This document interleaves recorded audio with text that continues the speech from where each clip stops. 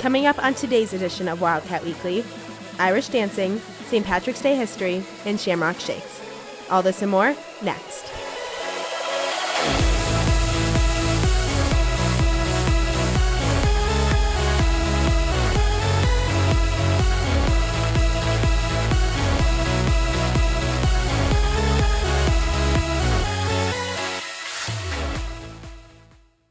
Hi, and welcome to this week's St. Patrick's Day edition of Wildcat Weekly. I'm Emily Perlstein. Many people are getting ready to celebrate St. Patrick's Day, but not many people know the legend. Taylor asks around. Can you answer these questions about St. Patrick's Day? Who is St. Patrick? St. Patrick was a Romano-Christian British missionary in Ireland. St. Patrick is well known around the Irish Isles for inventing a tasty shake beverage that's green and tastes like mint. I believe they serve it at McDonald's. I have no idea. Nope. A Greek god. Leprechaun? St. Patrick was a teenager living in England with a very wealthy family. And invaders from Ireland came over and stormed their estate and actually took the person that we now know as St. Patrick as captive. They kidnapped him from his family. How do we celebrate St. Patrick's Day? On St. Patrick's Day, you're supposed to eat Lucky Charms. I can't talk about that on Wildcat Weekly. Shoot, I don't know, go play in the grass. The celebration of St. Patrick's Day started. They were granted a reprieve from their fasting from alcohol for one day. So the celebration of St. Patrick's Day became a day of partying and parades and a lot of fun for Irish people, and just spread. I hope you all have a great St. Patrick's Day. And for Wildcat Weekly, I'm Taylor Richards. You don't have to be Irish to participate in the sport of Irish dancing. Abby and Tom dig into the story. You may have seen senior Elise Smith perform at the variety show and in Orchesis. But what many people don't know is that she is well known in the Irish dance community across the world. I have been dancing since I was 4 years old, so for about 14 years now with the Trinity Academy of Irish Dance.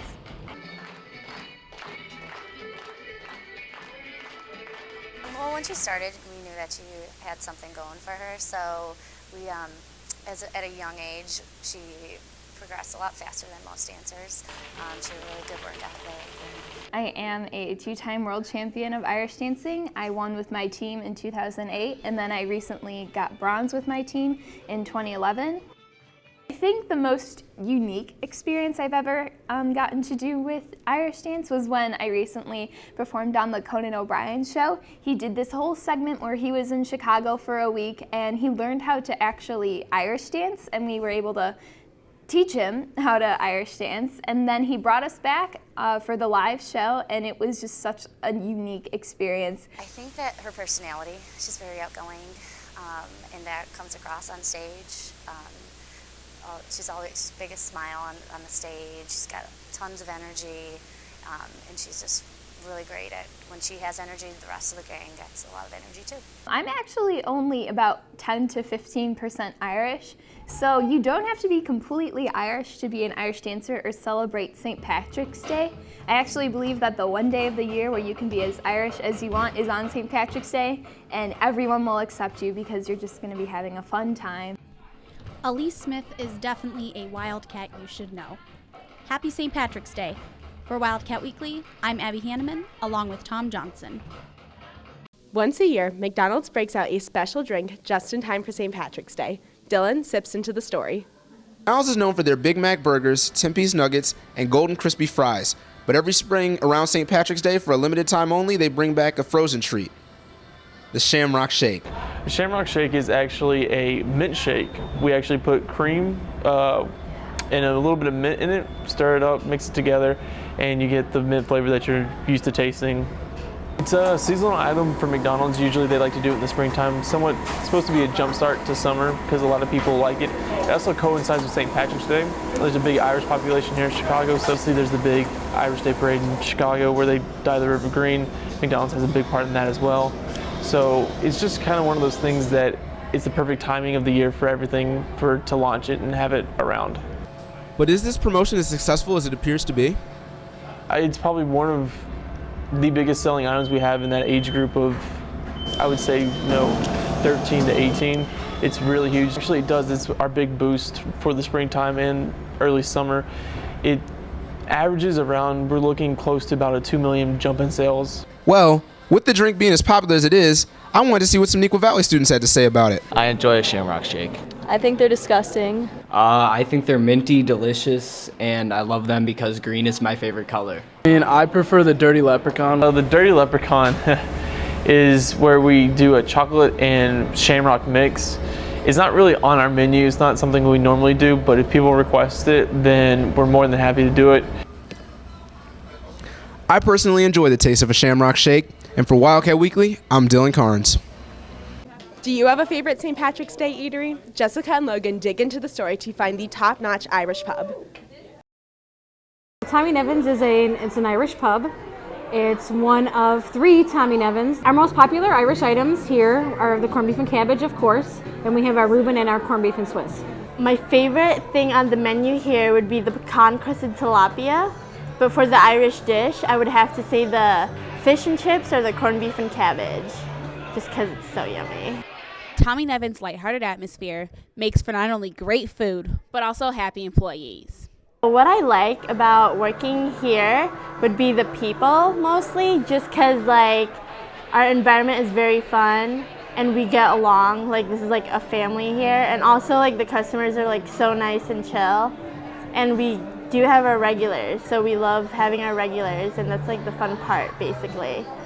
Well, normally on St. Patrick's Day we have entertainment. We always start out with Irish dancers.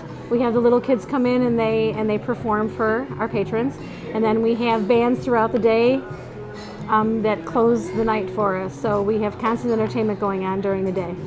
Come out to Tommy Nevin's and enjoy the great Irish food. We hope you have a fantastic and lucky St. Patrick's Day. For Wildcat Weekly, I'm Logan White. And I'm Jessica Porter. Do you have the luck of the Irish? Maddie finds out the luckiest thing to happen to you on this week's edition of Catwalking. The luckiest thing that ever happened to me was getting a job at Neuqua Valley High School. Yeah. Aww. I got accepted into COD. I'm not a lucky person at all. Being the swim meet, that's the luckiest thing that has happened to me. Alright, here's what I'm thinking. I'm luckiest thing? It's probably meeting Maddie Einbecker, because she just changed my life. Beating Wabanzi twice. Luckiest thing ever happened to me, I woke up this morning. I found $20. Wait, I found $30. I found $40. I found $50. The luckiest thing that happened to me was falling in love with Jessica Whitman. At the airport in Atlanta, and I got to sit down and hang out with Wesley Snipes and Toby Keith. That's pretty lucky. The luckiest thing that ever happened to me was making this shot. I've never died before. I'd have to say finding a 4-leaf clover. The luckiest thing to happen to me was Frontier closing. The luckiest thing that ever happened to me was meeting Miley Cyrus and Shaun White. For Wildcat Weekly, I'm Maddie Einbecker. Thank you for watching this week's edition of Wildcat Weekly. Have an awesome weekend and a great St. Patrick's Day. And as long as I got my suit and tie, I'ma leave it all on the floor tonight.